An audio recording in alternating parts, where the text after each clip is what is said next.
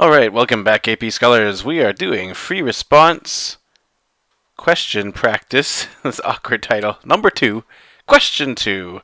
It is the div by sum method, which basically takes some kind of array as a parameter of integers and a number, an int parameter, a second parameter, and it's going to return, wait for it, the sum of all the numbers that are divisible evenly by the parameter. So they give some examples here.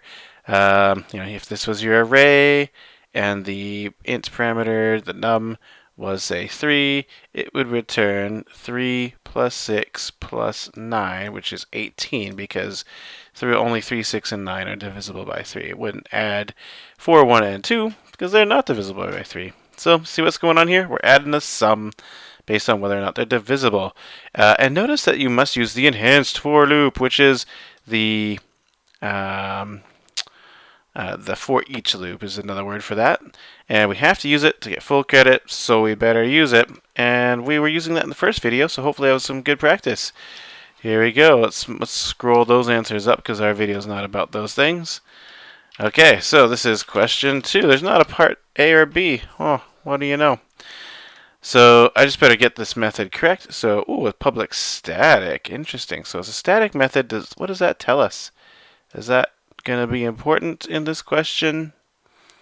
Well, we can't access any kind of instance variables from it, but it doesn't require us to, so I guess we're probably safe.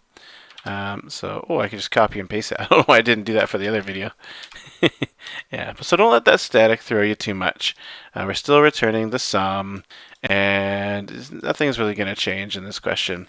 So let's make that sum variable and initialize it to 0, and then we have to use a for each loop.